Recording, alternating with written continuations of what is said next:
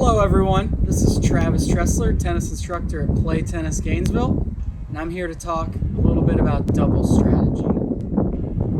So, when we're playing a lot of USTA leagues, majority of the time we are going to be playing doubles. Some differences between doubles and singles is in singles, we're going to see a lot longer points, a lot more consistency, little more slow paced. When we're playing doubles, it's going to be a fast paced, ending points quickly at the net, trying to be aggressive as possible. Today, we're going to go over 6 different topics in our doubles game. First topic we're going to go over, take over the net. Second one will be always be moving, ABM as I like to call it. 3, we're going to talk about communication and how that's key for doubles. 4th, we'll talk about hitting that ball at your opponent's feet when they're at the net. 5 is attacking the middle of the court. And 6 is picking on the weaker player of the two. All of these things are super important for doubles. The first strategy I'd like to talk about today is taking over the net in doubles. When we're playing doubles, we are trying to be super aggressive, ending those points quickly. So if you watch a lot of high-level doubles at the professional level or even the collegiate level, you're going to see both teams trying to get up in that 2 up at the net formation. So when we're starting points in doubles, we're going to be starting up in what I like to call the 1 up, 1 back formation. One player will be back at the baseline here. One player will be up at the net. Traditionally, this is the weakest position in doubles. The main reason for this is we are leaving a large portion of the court wide open to hit.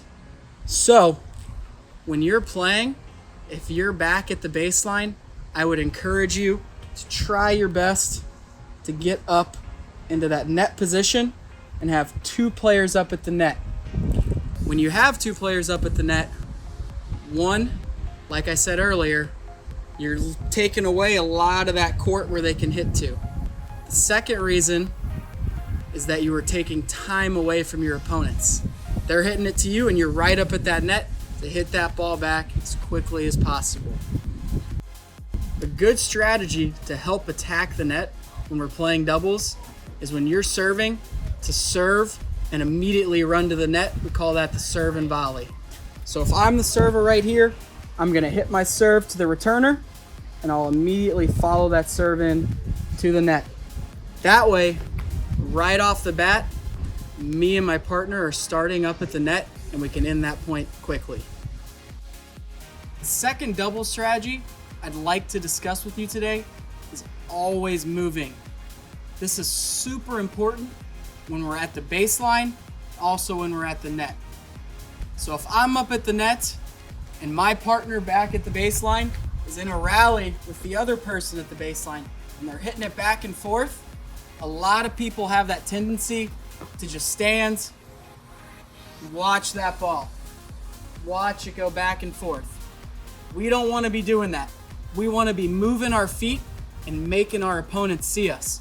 So if they're hitting, I'm here, I'm moving around that court, always keeping my feet moving, ready to attack.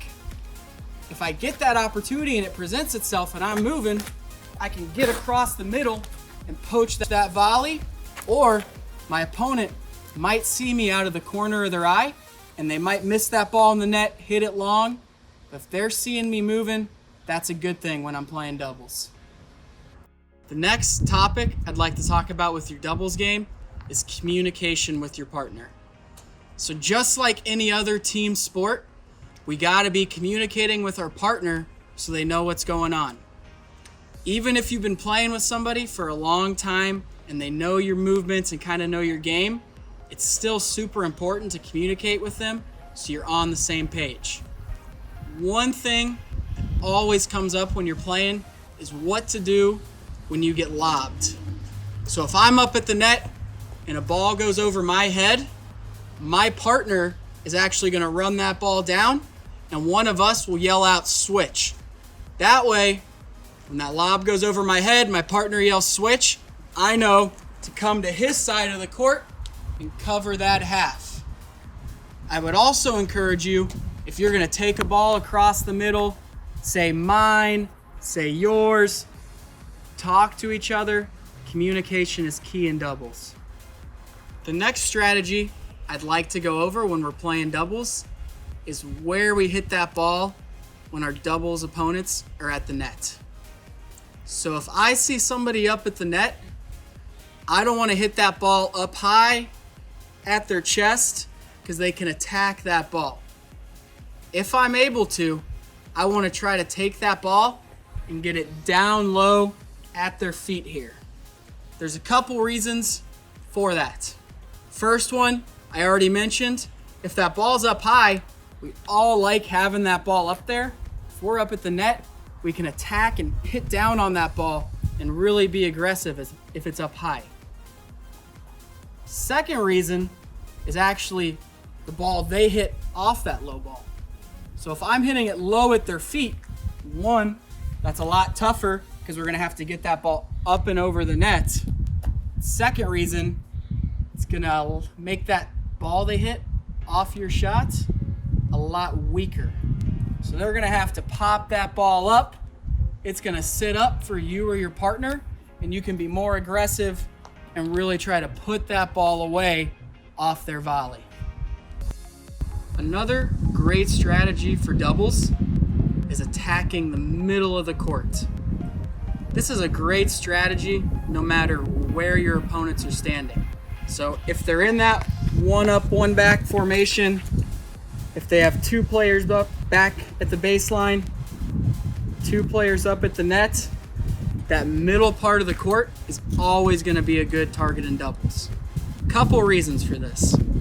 First one I always like to talk about is the confusion it can cause.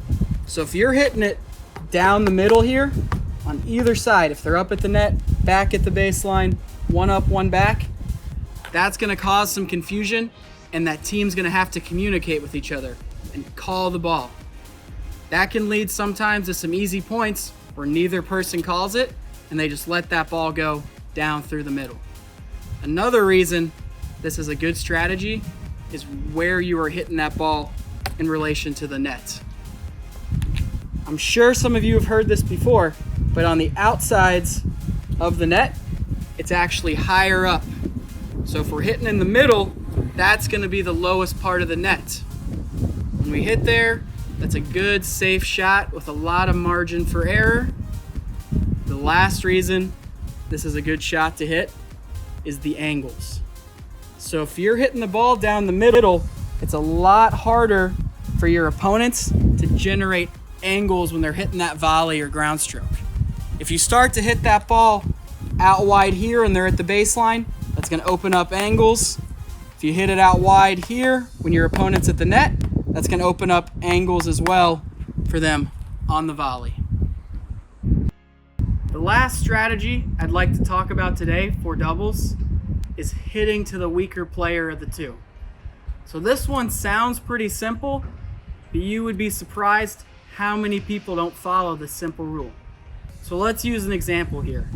If you're playing against me and my partner's Roger Federer, I don't want to sell myself short, but I'm going to say Roger Federer is a little bit of a better player than myself. So if I was the opponent, I would be hitting every single ball to me and trying to take Roger out of that game. Like I said, this sounds very simple, but it's something I don't see people do enough. If you're hitting at that weaker player, they're going to set up more opportunities for you to be aggressive and finish those points. Doubles is a game of aggression. So a lot of these strategies we went over today involve being aggressive, being the aggressor, and really taking it to your opponents. A good rule of thumb is always try to get to the net when we're playing doubles. Keep being aggressive, attack, attack, attack, and you're going to see a lot more results when you play doubles. Thank you everybody for tuning in, and I look forward to talking to you again soon.